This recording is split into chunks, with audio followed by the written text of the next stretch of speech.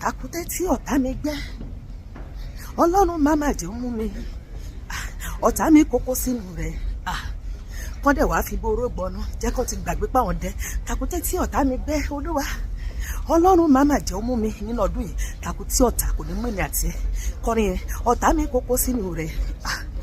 Kọ́n dẹ̀ wá fi boró gbọ́nú.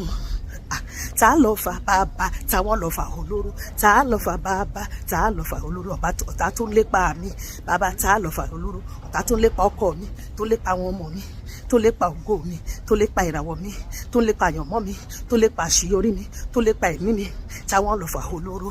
Oró kẹ̀kẹ́ oró, gbé ìbọn ẹ̀ máa yí sórí wọn, gbà, oró kẹ̀kẹ́, ìbọn Elédùmarè, oró kẹ̀kẹ́ lórí àṣebí gbogbo, oró kẹ̀kẹ́ lórí ìkànnì gbogbo tó ń lépa mi, tó ń lépa rẹ, oró kẹ̀kẹ́ oró.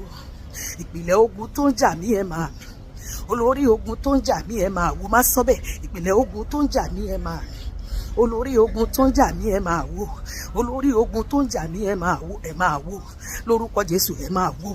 Sọ pé Olúwa, akọ́pọ̀ òkúta ìdìgbòlù ni ọ́, ẹni tó bá kọlù ọ yóò lọ lulú, ẹni tó bá kọlù ọ yóò rún wómúwómú, ẹni tó bá kọlù yóò lọ lulú. Kọlù àwọn ọ̀tá mi, kọlù gbogbo ogun ayé mi, gbogbo ọwọ́ tó kàn wọ́n lórí ọ̀rọ̀ mi, Olúwa ju bọ́ǹbù sáàrin wọn, Olúwa fi iná run wọn dànù.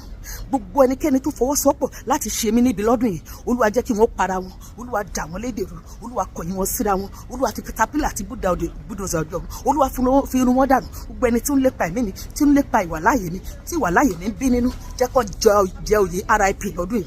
Níbi tí wọ́n ti kójọpọ̀ tó ti ṣèpàdé ibi lórí ayé mi, nípàdé oṣó, nípàdé àjẹ́, nípàdé mèrè, nípàdé ẹlẹ́yẹ, nípàdé lẹ́bẹ̀lógún, níbi tí wọ́n gbé pẹpẹ ọ̀rọ̀ mi sí, Olúwa rán bọ́ǹbù sáàrin wọn, jẹ́ kí bọ́ǹbù ẹ̀mí mímọ́ kó run wọn dànù lórúkọ Jésù. Ìwọ ló bẹ́ẹ̀ sọ pé ó sọ ìmọ̀ àrékèrèkè di asán lórí mi, lórí ọkọ mi, lórí àwọn ọmọ mi, lórí iṣẹ́ mi, lórí ẹbí àtàrà, lórí àdáwọ́lé mi gbogbo, lórí ẹ̀mí mi ní ọdún 2026. Olúwa sọ ìmọ̀ tá dasán, ìwọ ló sọ ìmọ̀ àtúnfèlè dasán lórí Dáfídì. Gbogbo àwọn ọ̀tá tó yé mi ká, gbogbo orogún ògo tó yé mi ká, Olúwa lórúkọ Jésù, Olúwa sọ ìmọ̀ wọn dasán. Má jẹ́ kó rí fún mi bí wọ́n ṣe rò, ibi tí wọ́n fojú sí ọ̀nà má jẹ́ ó gba àgbẹ̀ lọ. Gbogbo iṣẹ́ ibi tó ti ṣe jẹ́ ó yí ìdàlẹ́ wọn lórí. Ó sọ pé ẹnikẹ́ni tó bá gbẹ́ kòtò ló má jì sí. Gbogbo kòtò ikú, kòtò ìdààmú, kòtò wàhálà, kòtò àṣetì, kòtò àṣeyèrí, àléèbá, àfàtó, àbọ̀bọ̀ rere, ìfàsẹ́yìn, ìkọ̀sílẹ̀, gbogbo kòtò orí burúkú tó ti gbẹ́ fún mi lọ́dún yìí, Olúwa bá mi kì wọ́n sínú ẹ̀.